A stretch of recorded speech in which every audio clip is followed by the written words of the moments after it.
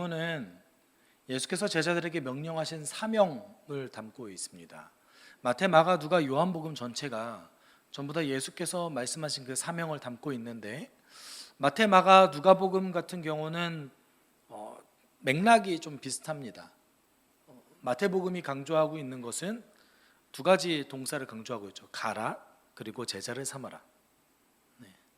그리고 사도행전이 강조하고 있는 것은 증인이 되라를 강조하고 있습니다.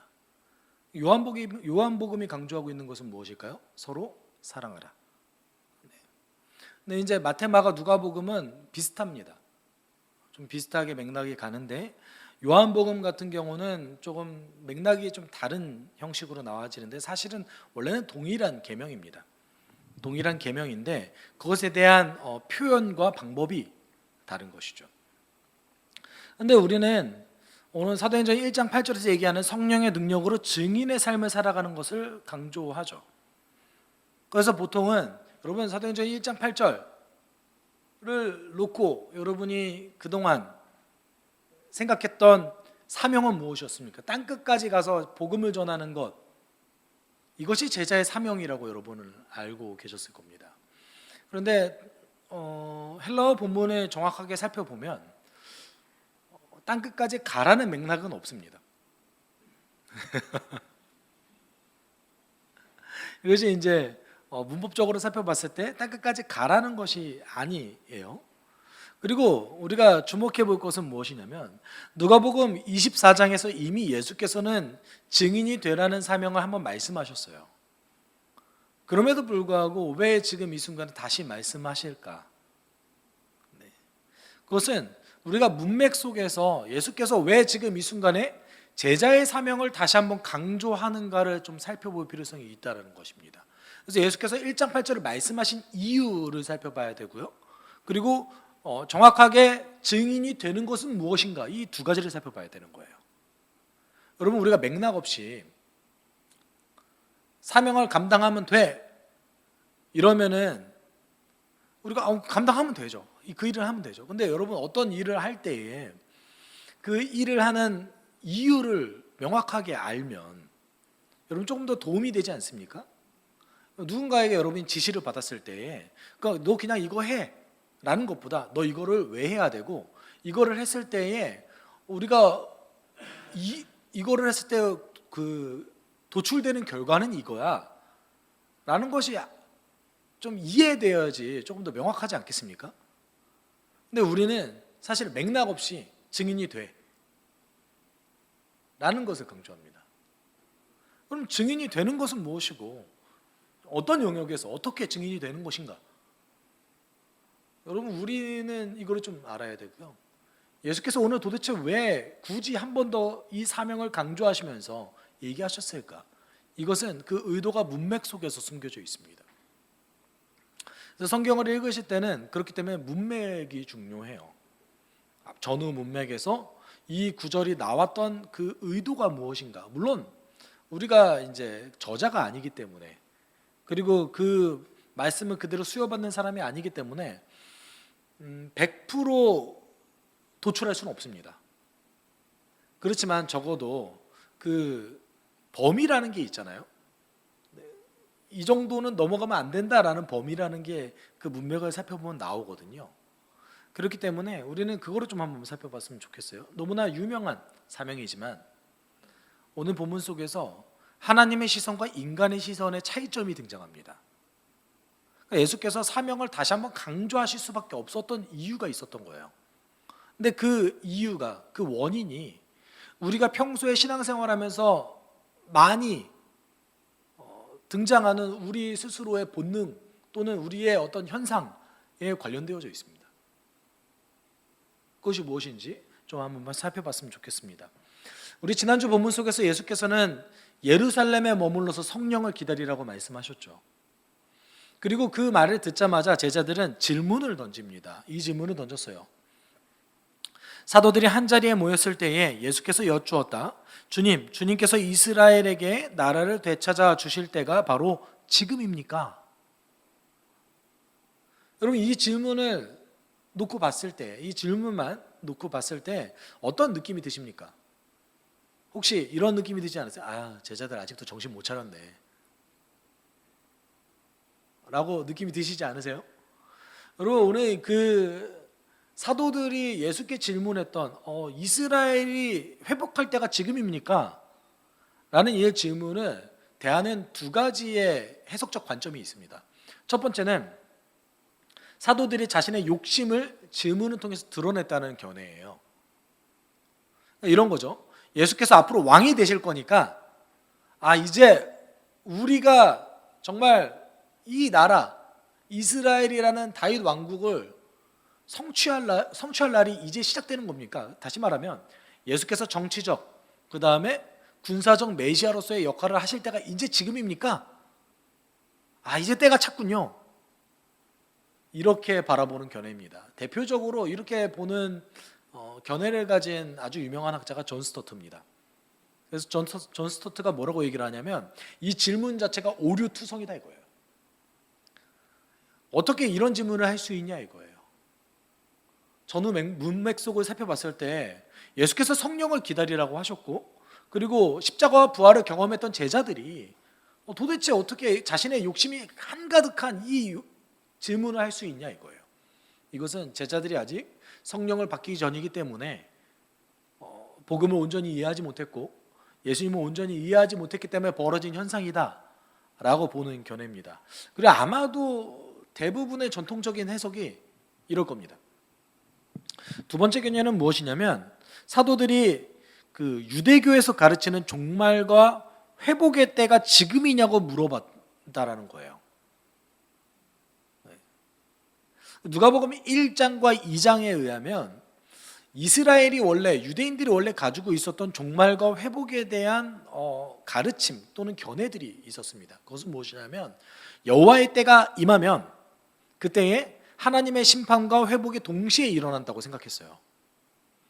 그래서 요엘서 같은 경우는 주의 날, 여호와의 날이라면서 주구장창 이제 주의 날에 대해서 강조하는 것을 보게 됩니다. 그래서 주의 날이 임했을 때에 어떤 일이 벌어지는 거예요? 하나님의 심판과 회복이 동시에 일어난다 이거예요. 그러니까 이제 제자들이 질문한 건 뭐예요? 이제 드디어 주의 날이 임하는 겁니까? 성령이 이 땅에 오시면 그날이 주의 날입니까? 라고 물어봤다라는 거예요. 이것을 조금 더 지지해 줄 수 있는 어떤 그 근거를 대는 것은 무엇이냐면 여기서 얘기하는 그 되찾아 주실 때 얘기할 때 원래 그 이 단어는 회복하다라는 단어입니다. 다시 얘기하면 이제 이스라엘을 회복하는 때입니까? 이렇게 질문한 거예요. 근데 이 회복하다라는 단어 가 원래 원형이 뭐냐면 아포카디스테미라는 단어인데 그냥 회복하다예요. 회복하다인데 원래는 종말에 관련된 구절에서 등장하는 단어입니다. 사실 이 단어를 통해서 여러분 아포칼립스라는 단어가 파생됐어요. 네.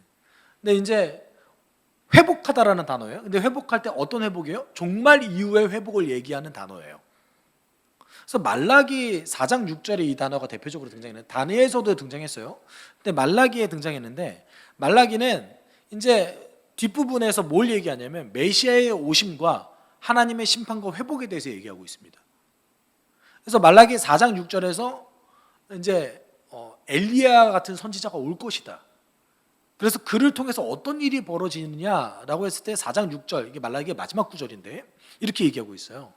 그가 아버지의 마음을 자녀에게로 돌이키고 자녀의 마음을 아버지에게로 돌이킬 것이다. 다시 얘기하면 우리가 아버지를 보고 아버지가 우리를 볼 수 있게끔 그 중간자 역할을 해주신다는 거예요. 누가요? 메시아가.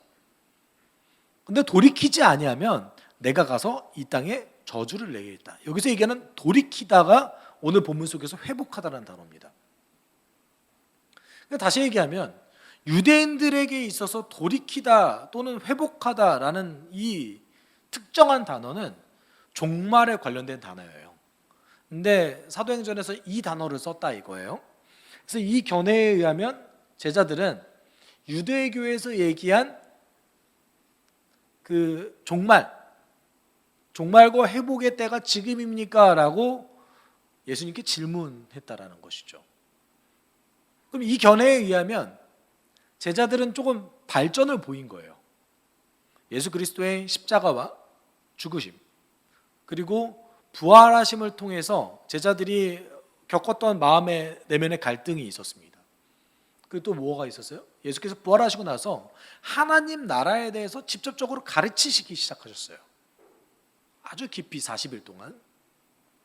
이제 그거를 통해서 제자들이 좀 성장했다라고 보는 견해인 거죠. 어떤 게 더 맞을까요? 예수님의 뒤에 대답을 보면 알 수 있겠죠. 7절에 예수께서 이렇게 대답하셨어요. 우리 좀 같이 읽어볼까요? 예수께서 그들에게 말씀하셨다.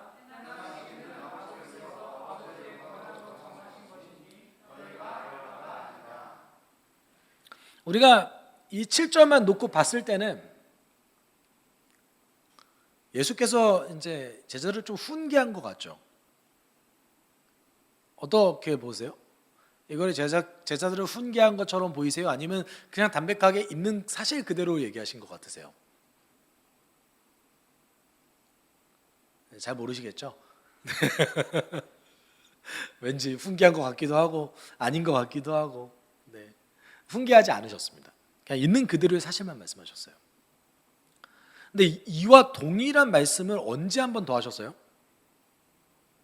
이와 동일한 말씀을 마태복음 24장에 한 번 더 하셨어요. 때와 시기는 누구에게 달려있다? 아버지께만 달려있다. 그때 예수께서 무슨 말씀을 하셨죠? 종말에 대해서 말씀하셨습니다. 네, 그러면 제자들이 지금 뭘 질문했다가 보는 것이 조금 더 문맥에 맞는 것 같아요. 종말의 때가 지금입니까? 라고 물어본 것이 조금 더 정확한 것 같습니다. 제가 봤을 때는. 그리고 제자들의 어떤 그 질문에 대해서 예수께서는 오늘 7절에 보면 그 종말의 일들이 일어난다고 얘기하신 거랑 마찬가지죠. 다만 뭐만 알 수 없다고 얘기하신 거예요? 때와 시기, 언제 그 일이 벌어질지에 대한 것만 얘기하시지 않은 것뿐인 거예요. 왜냐하면 그것이 오직 누구에게 달렸어요? 하나님께 달렸으니까. 예수께서는 제자들의 어떤 관심사, 사실은 당연하고 그리고 제자들이 갖고 있는 소망에 대해서 부정하지 않으십니다. 그리고 실제로 사도행전에서는 이스라엘 중심으로 종말과 회복이 일어날 것이다라는 그 사상이 끝까지 계속 이어져요. 근데 어떤 차이점이 보일까요? 이것이 유대인에게만 해당되는가 아니면 이방인도 해당되는지 이 견해 차이만 보일 뿐이지 이 이스라엘을 향한 소망은 사실 계속해서 유대인들이 사도들이 갖고 있습니다. 실제로 그 유대인에 대한 소망을 가장 잘 보여주는 대목이 언제냐면 로마서 9장 1절과 3절에 보면 바울이 이스라엘을 향한 소망을 갖고 있어요. 네. 이스라엘이 결국 구원을 받을 것이고 이스라엘 중심으로 회복과 종말이 일어날 것이다 라는 견해를 갖고 있습니다. 그런데 그것이 이스라엘에게만 한정된 것이 아니라 온 우주에 포함되는 하나님의 계획이었다 라는 차이점이 발생하는 것이죠. 어찌되었건 예수께서는 그런 소망을 가져도 되고 그런 소망 자체가 뭐 엄청 이렇게 책망받을 일이 아닐 것이다 라는 것을 좀 암시하세요. 다만 예수께서 오늘 이 본문을 통해서 하시고자 하시는 것이 무엇인지를 우리 좀 캐치해야 되는데 제자들의 관심사를 다른 데 돌리고 계시는 거죠. 그럼 제자들이 어떤 거에 관심을 갖고 있어요 지금? 종말의 때, 회복. 사실 이거는 최종의 결과입니다. 하나님께서 하시는 그 일의 과정이 아니라 하나님께서 일을 하셨을 때 최종적으로 이런 일이 일어납니까? 라고 묻는 거예요. 근데 예수께서 지금 그 관심사를 돌리고 계세요. 왜 그러실까요? 이것은 여러분 이것을 통해서 우리가 6, 7절을 통해서 한 가지 중요한 사실을 캐치해야 됩니다. 인간이 가지고 있는 관심사는 언제나 결과와 눈에 보이는 거에 관심이 많아요. 그래서 여러분이 아마 이러셨을 겁니다. 여러분 삶 가운데 어떤 현상이 일어났을 때, 어떤 일이 벌어졌을 때 항상 그 안에서 하나님의 뜻이 무엇인지를 좀 찾으려고 노력하셨을 거예요. 그것이 잘못됐다는 것이 아닙니다. 그렇게 해야 되죠. 그렇게 해야 되지만 문제는 하나님의 뜻이 무엇인지 그렇다고 해서 확정하셨습니까? 언제 아시게 돼요? 좀 시간이 조금 많이 지난 다음에 좀 조금 지난 것도 아니에요. 후로 좀 지난 다음에 아주 지난 다음에 하나님께서 이렇게 일하셨구나 라는 것을 발견하는 것이죠. 그렇죠? 근데 우리의 마음은 언제나 뭘 찾아요? 지금 이게 뭔지 좀 알고 싶어요. 지금 이게 하나님께서 어떻게 일하시고 어떤 뜻인지 알고 싶어요. 왜냐하면 정답을 알고 싶거든요. 솔직히 말하면 A인지 B인지 좀 알려주셨으면 좋겠어요. 여러분 어떻습니까? 여러분 인생 가운데 항상 A인지 B인지 알려주시던가요? 혹시 알려주셨다고 얘기하시는 분이 계시다면 조심하십시오. 하나님의 뜻이 아닐 확률이 높습니다. 여러분 실제 교회에서 이게 하나님의 뜻입니다. 제가 기도해 보았더니 이게 하나님의 뜻이란 걸 알았어요 라고 얘기하신 분들 중에서 교회에서 문제 일으키시는 분 정말 많아요. 왜냐하면 그거를 만약에 이게 교회에서 일하는 것 중에서 기도해 보고 결정했는데 이게 하나님의 뜻이면 성도들 다 알아야죠. 왜 그분에게만 얘기하세요? 여러분 이건 목회자도 마찬가지입니다. 목회자도 기도해보고 결정할 수 있죠. 그리고 그렇게 해야지 마땅하죠. 근데 그 마음을 목사만 받으면 어떡합니까? 성도가 다 함께 그 마음이 공유가 돼야죠. 그렇기 때문에 성경은요 결과에 집중하지 않습니다. 왜냐하면 그 결과와 때와 시기는 오직 누구의 권한이기 때문에 그렇습니까? 하나님의 권한이기 때문에 그래요. 그래서 우리가 그리스도인으로서 가장 건강한 태도가 무엇입니까? 주의 계명을 지키지만 그 결과는 누구에게 달렸다? 하나님께 달렸다는 거 아닙니까? 내가 최선을 다해서 하나님 앞에서 순종하지만 그 결과와 그 일하심은 오직 하나님께 달렸다라는 것이 우리의 태도 아닙니까? 사실 예수님께서 이렇게 제자들의 그 사고방식과 관점을 전환시켜주는 이유도 여기에 있습니다. 제자들은 지금 당장 알고 싶죠. 하나님이 지금 당장 무슨 일을 하실지 알고 싶어요. 그리고 엄청 큰 일이 벌어지길 바랍니다. 우리도 마찬가지 아닙니까? 근데 예수께서는 제자들의 관점을 돌리십니다. 어떻게 돌리세요? 8절로 돌리세요. 우리 8절 같이 읽어볼까요? 시작. 그러나 성령이 너희에게 내리시면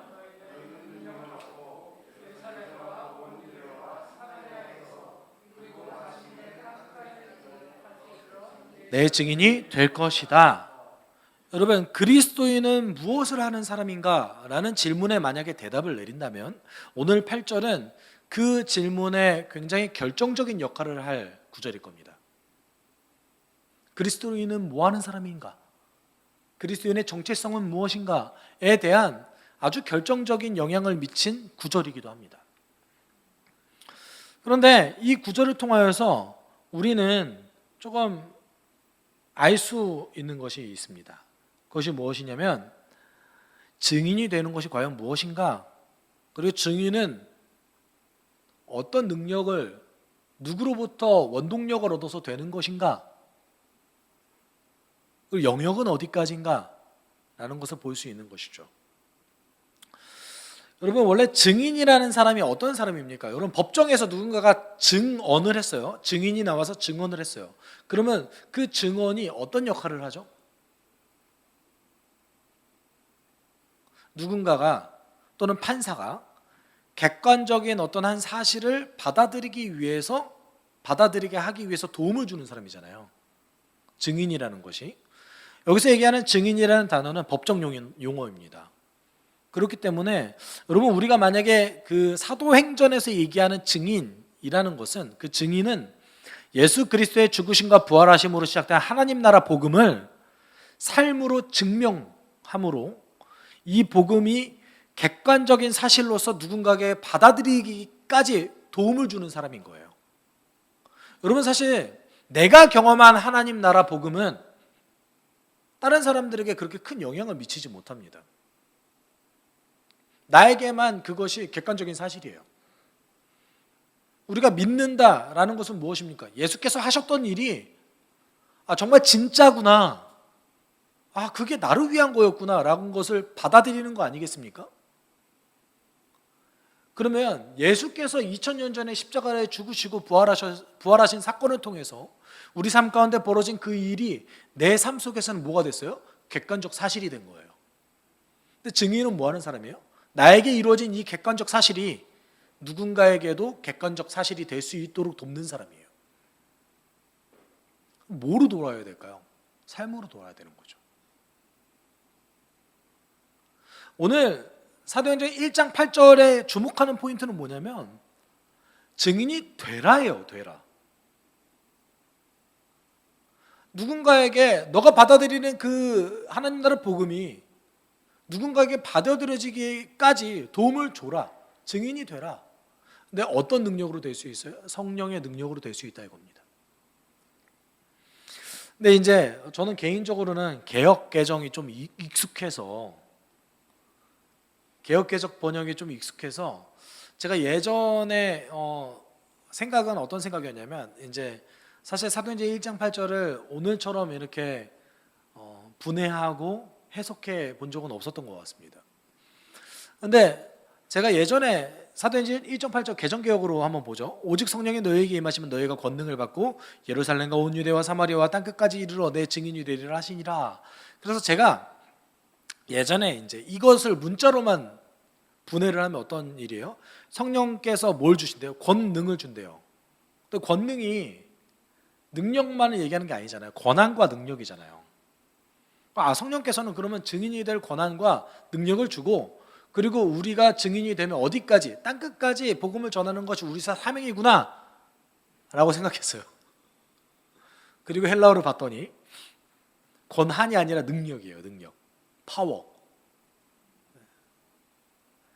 하나님께서, 성령께서 우리에게 증인이 될 수 있는 힘을 주시고, 그리고 이제 땅끝까지 가는 것과 그게 아니더라고요.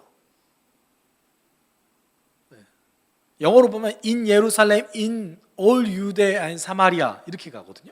그래서 예루살렘 안에서, 온 유대 안에서, 온 사마리아 안에서, 그리고 심지어 땅끝에 이르기까지 너희는 내 증인이 되라. 정확하게 번역하면 이것입니다. 땅끝까지 가는 거예요. 이것은 사실 지리적 영역을 얘기하는 게 아닌 것 같아요. 제가 볼 때는. 그럼 이것을 조금 더 현대적인 언어로 바꾸면 뭐가 될까요? 제가 생각했을 때는 모든 상황과 여건 속에서가 되지 않을까요? 저는 그렇게 받아들여집니다. 심지어 네가 혹시라도 땅끝에 있다 할지라도 너희는 성령의 능력으로 내 증인이 되라. 이것이 오늘 사도행전 1장 8절이 얘기하는 제자의 사명입니다. 그러면 예수께서 제자들의 그 관심사가 뭐였어요? 지금 무슨 일이 일어나는지를 알고 싶었어요. 예수님 말씀을 듣고 성령이 오신다고 하니까 지금 이 땅 가운데 무슨 일이 일어나는지 알고 싶었는데, 예수께서는 그 제자들의 관심사를 돌려서 뭘 얘기하셨어요? 증인이 되라고 얘기하셨어요. 왜냐하면 지금 무슨 일이 일어날지에 대한 권한은 누구에게 있어요? 오직 하나님께 있기 때문에 그렇습니다. 그럼 우리에게 남겨진 건 무엇이 있어요? 증인이 되는 것. 그것만 남겨져 있는 것이죠.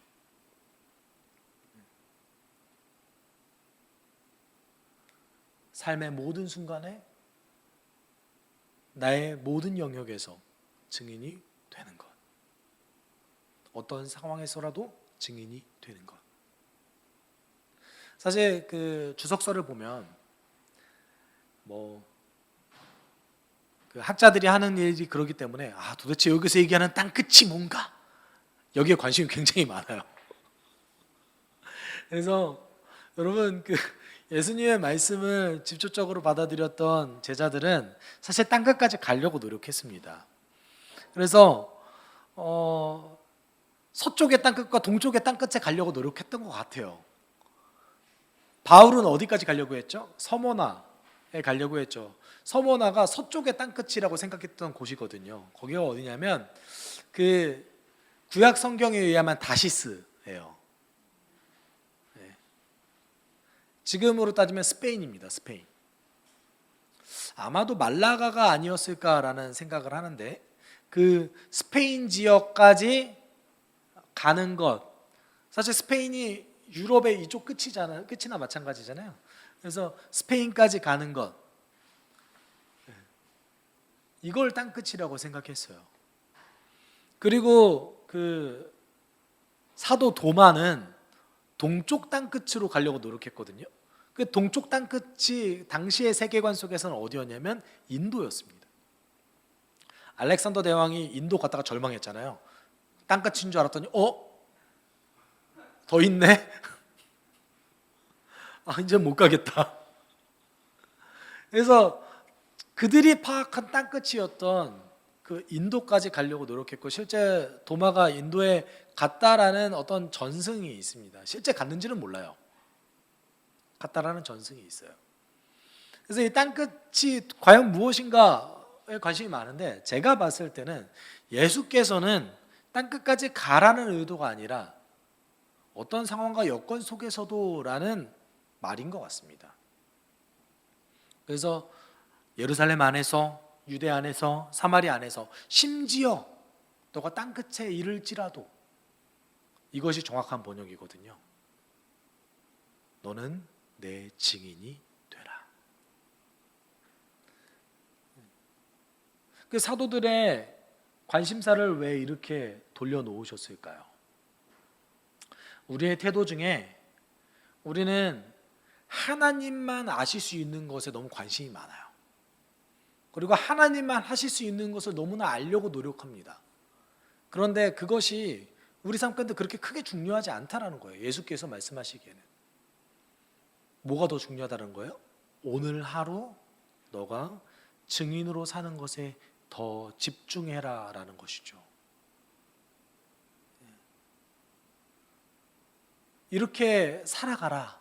그리고 이 말씀하시고 하늘로 올라가셨어요. 그런데 여러분, 증인으로서 살아가는 삶은 기한이 정해져 있습니다. 언제 증인으로 살아갈 수 있죠?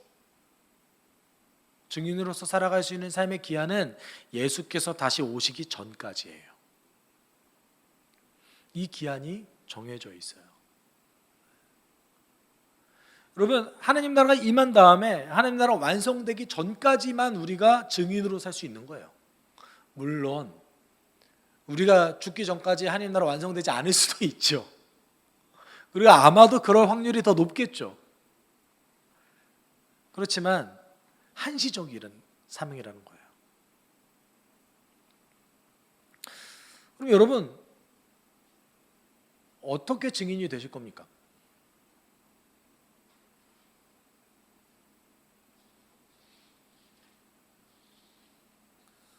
다양한 방법이 있겠죠. 여러분이 직접 나가서 복음을 전할 수도 있고요. 여러분의 삶 속에서 선한 일을 행함으로 영향력을 미칠 수도 있는 거고요. 하나님을 알아가고 누군가에게 정말 지식적으로 전달할 수도 있는 거 아니겠습니까? 근데 우리가 그동안 사실 강조해왔던 것이 있죠. 증인이 되라. 어떻게 증인이 될 것인가를 요한복음은 이런 언어로 다시 얘기했습니다. 우리 같이 좀 읽어볼까요? 이제 나는 너희에게 새 계명을 준다. 서로 사랑하여라. 내가 너희를 사랑한 것 같이 너희도 서로 사랑하여라. 너희가 서로 사랑하면 모든 사람이 그것으로써 너희가 내 제자인 줄 알게 될 것이다. 요한복음은 이 증인이 되라 라는 말로 어떻게 표현한 겁니까? 서로 사랑하라라는 말로 표현한 겁니다. 어떻게 서로 사랑하라? 내가 너희를 사랑한 것 같이, 예수가 제자들을 서로 사랑한 것 같이 서로 사랑하면 우리는 증인의 역할을 할 수 있는 것이죠. 많은 사람들이 너희가 내 제자인 줄을 알 것이다, 이렇게 말씀하고 있는 것이죠. 여러분, 그런 의미에서 내가 증인의 사명을 감당하고 싶어요, 나는 하나님의 제자로서 온전히 살아가고 싶어요 라고 말씀하시는 분들 중에 홀로 신앙생활을 하려고 하는 분들만큼 바보 같은 일이 없습니다. 왜냐하면 여러분 생각해 보세요. 한번 좌우 앞뒤 이렇게 한번 쑥 한번 보실래요? 네.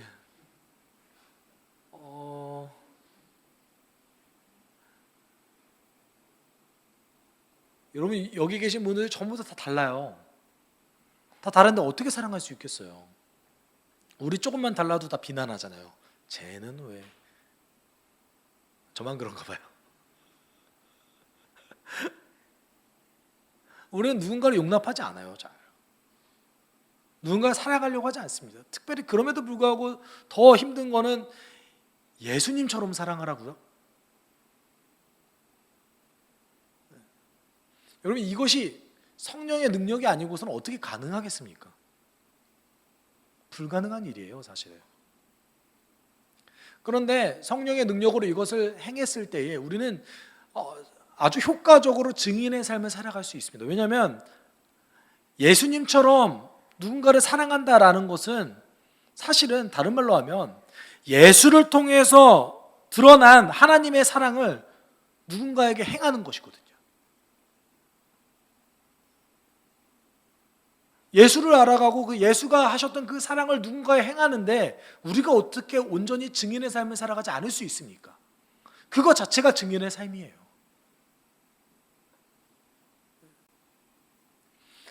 우리가 그냥 비인격적으로 누군가 무작위의 사람을 만나서 복음을 전한 것이 사도행전 1장 8절이 얘기하는 것이 아닙니다. 만약에 그렇게 행했음에도 불구하고 누가 예수를 믿었다면 누군가는 그 사람을 위해서 헌신했을 거예요.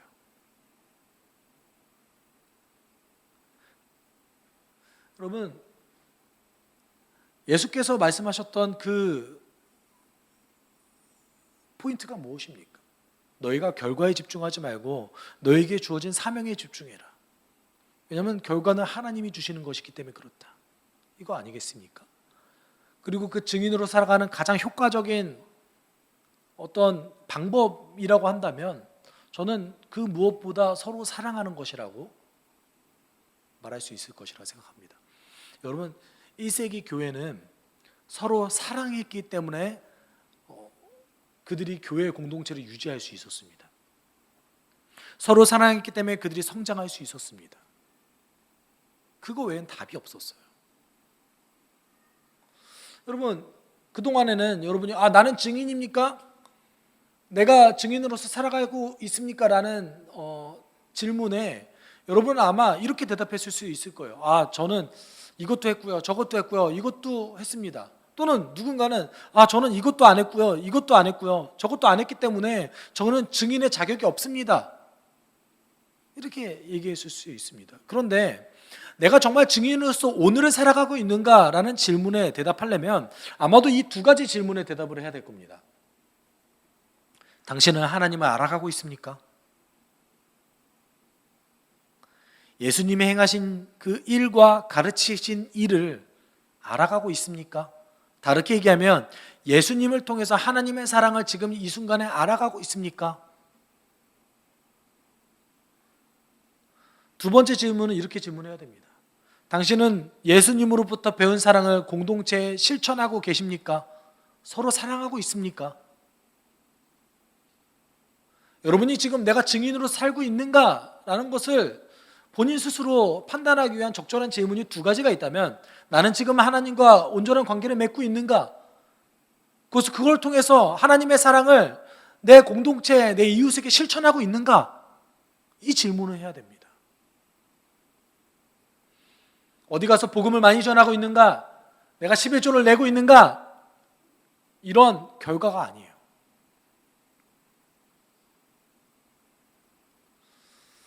제가 신학대학원에 합격을 하고 나서 이제 4학년 2학기 말이었습니다.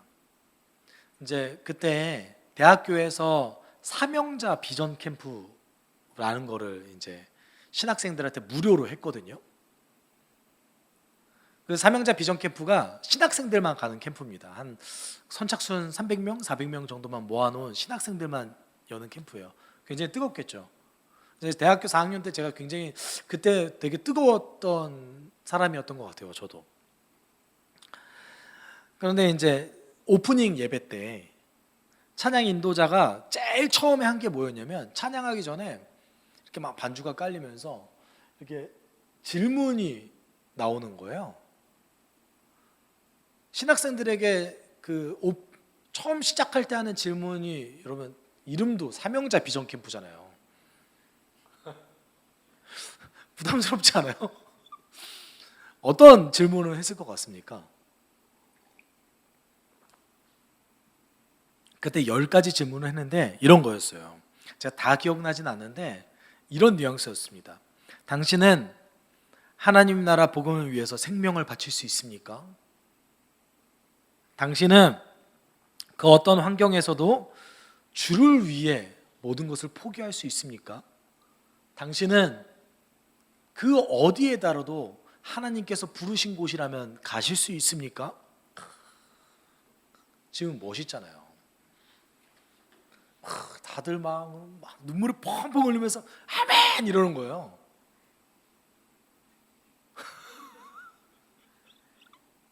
제가 말했죠. 제가 그때 되게 뜨거웠어요. 제가 한 질문도 아멘이라고 화답하지 못했습니다. 그리고 제가 2박 3일 내내 괴로웠어요. 내가 신학교를 가는 게 맞을까? 내가 이것도 이제 시작하는 마당에 이것도 하나님께 헌신하지 못하면서 내가 정말 신학교에 가는 게 맞을까? 이런 고민을 좀 했었어요.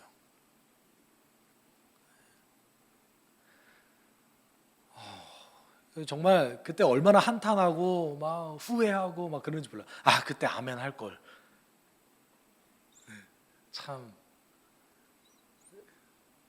근데 지금에 와서 제가 다시 생각한다면 질문이 잘못됐어요. 그거를 할 수 있기 때문에 사명제가 아닙니다. 내가 하나님을 위해서 목숨을 바칠 수 있기 때문에 사명자가 되는 게 아니에요. 전후가 바뀌었어요. 그거는 결과일 뿐이에요. 질문이 이렇게 바뀌어야 됩니다.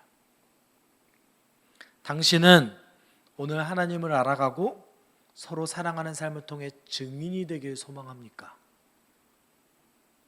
여러분, 이 질문을 날마다 던져야 됩니다. 이 질문을 날마다 던지는 자가 사명자입니다. 사랑하는 여러분, 여러분은 오늘 하나님 알아가길 소망합니까? 여러분은 하나님을 통해서 알아간 그 하나님의 사랑을 누군가에게 실천함으로 증인이 되길 원하십니까? 그 사람이 어떤 사람입니까? 그리스도인입니다. 오늘 예수께서는 여러분의 삶의 결과를 물어보지 않으시고 여러분의 삶의 방식과 삶의 형태를 물어보셨습니다. 넌 그렇게 살아야 한다. 성경 어느 곳에서도 너는 이렇게 살아서 이런 결과를 내야 된다 이렇게 얘기하지 않으시고 너가 이렇게 살아야 한다라고 말씀하셨습니다. 왜냐하면 성령의 능력이 아니고서는 우리는 언제나 흔들릴 수밖에 없는 존재이기 때문에 그렇습니다. 예수께서는 우리에게 방향성을 제시하셨던 것뿐입니다. 그에 대한 질문과 성장은 누구에게 달려 있습니까? 우리에게 달려 있습니다. 여러분, 오늘 증인이 되길 원하십니까? 그렇다면 우리가 이렇게 함께 기도합시다. 내가 오늘 하나님 알아가길 원합니다. 내가 알아간 그 하나님을 누군가에게 실천하기를 원합니다. 저는 그것이 증인이라고 믿습니다. 성령님, 저에게 힘을 주십시오. 그렇게 살기 싫어도, 그렇게 하기 싫을 때도, 어떤 상황 속에서도 내가 그렇게 살아갈 수 있게 힘의 원동력을 주십시오. 지치지 않게 하십시오. 때론 지쳐있고 하기 싫더라도 내 마음을 다시 고쳐먹고 그렇게 살아가게 하십시오. 우리 성령의 능력을 지금 이 순간 구하며 함께 기도하도록 하겠습니다. 사랑하신 주님,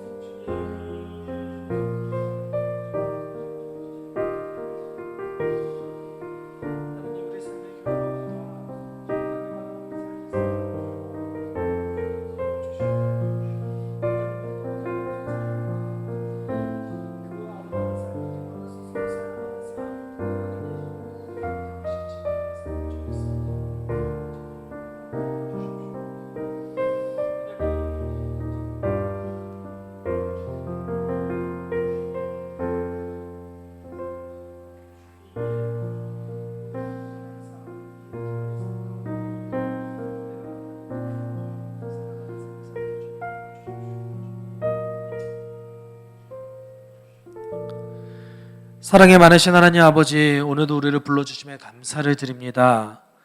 하나님, 우리가 주님을 알아가고 그 알아감으로 서로 사랑하는 삶을 살게 주님 도와주십시오.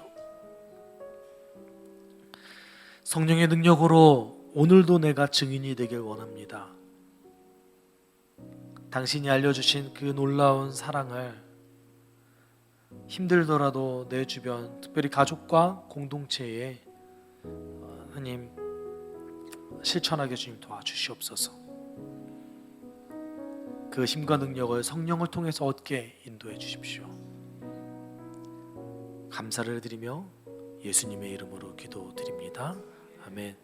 주 예수 그리스도의 은혜와 하나님의 사랑과 성령의 교통하심이 하나님을 알아가고 서로 사랑하는 삶을 통해서 증인이 되길 소망하는 숲속교회 성도들 위해 함께 있을지어다. 아멘.